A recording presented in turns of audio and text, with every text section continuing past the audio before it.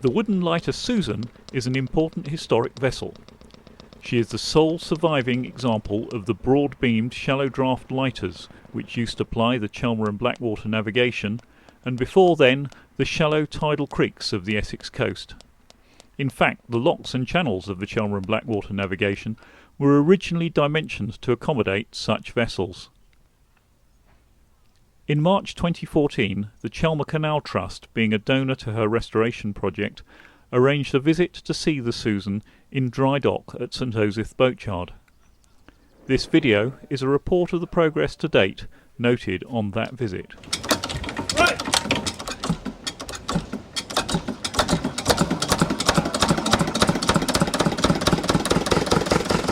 Well, this is Susan's engine. Susan used to be moored on the River Chelmer, just by the pump house, and she was all right until the keel started rotting and some of the other balls started rotting, and she was taking in so much water that if the pumps failed a bit, Susan would go down. And after sort of being baptised a few times, we thought it was a good idea to take the engine out and put it in the museum and save storage. It's a Thornycroft RJ21. It's only 20 horsepower. It's got 2 cylinders, and each one is 4 inches diameter and a 6-inch stroke.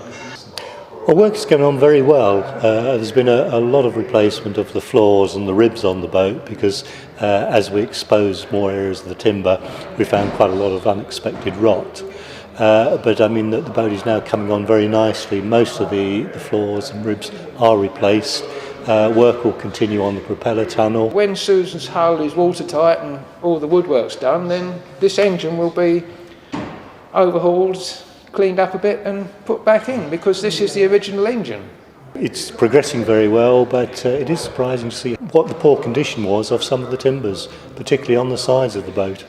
And we knew that a lot of the ribs that we thought were in good condition were not, because when he took the cladding off, you could then see the end of the ribs and the end of the upstands, and although the outside was good, the wood had actually rotted in the centre, and as they're bolted together, you know, you just couldn't do with that with rotten timber, so he's had to replace a lot more ribs and upstands than we originally thought.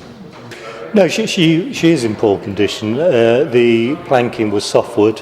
The underplanking had been attacked by gribble. That's the freshwater gribble.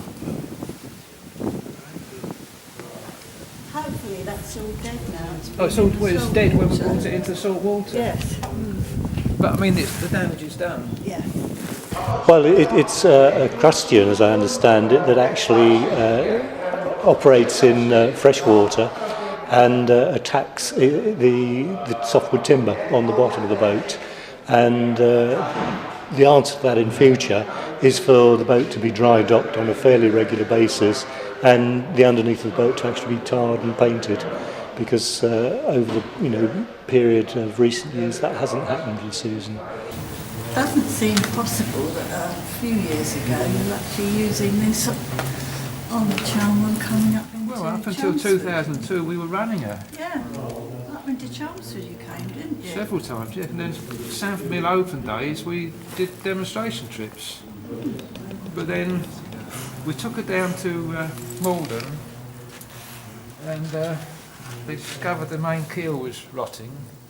Well, basically the original one had rotted so badly that it wasn't holding the boat together, and actually when we towed her from here down to Heybridge Basin, she was sort of bending in the middle. The old keel was so rotten it wasn't holding the boat straight. But we did know it was bad because initially it was discovered to be rotting in 2002 when she went in for dry dock at Malden.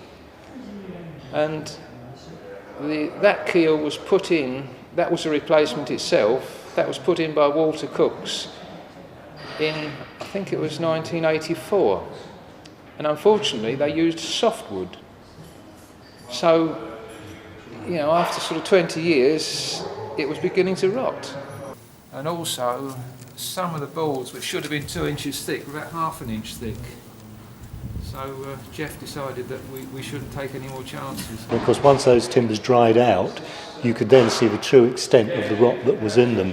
And I mean, even the side planking above waterline was in very poor condition. And then he found out the cost of restoration, and Chelmsford Borough Council could not afford to fund that from council tax money. You can understand that. Yeah, you can't spend council tax money on a boat, so Chelmsford Borough Council then decided to lift her out of the water and put her on a concrete plinth, which didn't please us. Wasn't very clever. No.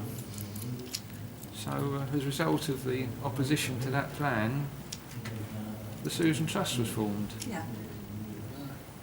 And then she was donated by the council to the Susan Trust in 2006. So we've had her for 8 years. So when did she come here? That must have been 2010. The boat builder, Andy Harmon, he bought a lot of piles from Felixstowe Dock. And they were Greenheart, and they were about 60 feet long and about a foot square.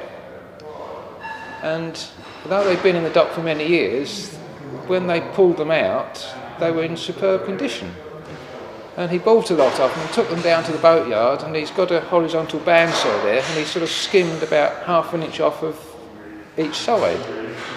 And we've ended up with a keel, which is of Greenheart, which is a very strong, durable wood, very well seasoned, and very straight and strong, and it's exactly what you want.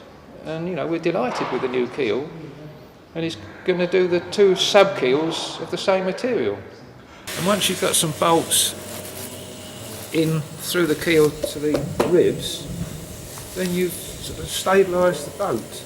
And that's what he's doing now. He's just building a new frame, basically, so it's absolutely rigid and strong, and then you can put the planking on after. We've got the keel like that, and this is similar. He's just taken a sort of 2-inch slice of it. And this one he's steamed and bent it and clamped it on just to prove that he could do that with Greenheart. How we tend to do it now for ease is we have plastic bags. Well, they're not quite plastic, but they're blue sheeting because it's quite cheap. Yeah. Have them made up into tubes, and then thread all a bit of wood in there and put the steam into that, so we can bend it while it's still in the bag. Yes, yeah.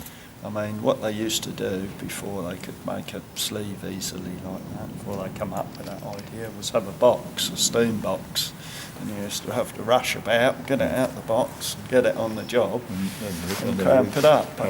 But when they're really big bits of wood, that's you need lots of you, and it's quite dangerous, really, I suppose, because you're rushing about with this hot bit of wood. So we do it slightly differently to that now. You can also see that it's carver built. The balls are butted onto each other. Side by side? Yeah, they're playing to get a good fit, but it's not watertight until you put the wood in the water and it swells. The stem of the boat is now being worked on. We thought we might have trouble in actually achieving the shaped timber that goes right at the fore of the boat, but Andy has now managed to source that, and he's got it in place, not fully shaped as yet, but it is now in place, and that in itself is quite a bit of progress, because it was a little bit of an unknown as to where that timber would come from. But we were very fortunate to get that Greenheart, because it's well seasoned and it's very strong. But it looks like a good job from the point of view of He's doing a superb job. Yeah. Yes, he's making excellent progress, and he's making a very good job, but it's going to cost a bit more. Well, our funding is around about the halfway mark. We were in the difficult situation that we were not able to continue to raise money without having evidence of something actually happening on the boat, because people were looking at what was in our bank balance and saying, well, you don't really need any money. Now we've done further exploratory work, we know we need probably another £70,000 or so to complete the restoration, and we are now, have to work very hard to actually achieve that additional funding so we can complete the restoration while she's in the dry dock. Once the restoration of Susan is completed, she will be used for educational and interpretation purposes at the Sandford Mill Museum and on the Chelmer and Blackwater navigation. It is intended that by charging for passenger trips, she will generate adequate revenues to sustainably fund her future maintenance. What we're planning is get a public passenger licence, and people can have rides on her. Her future looks good. If we don't manage to achieve the additional funding, we've really got to think about the future for Susan. What will happen to her, but at the present time we are fairly optimistic that we will be able to raise the additional 70,000 to finish the job while she's actually in the dry dock, and we're putting all our efforts into doing that at the present time.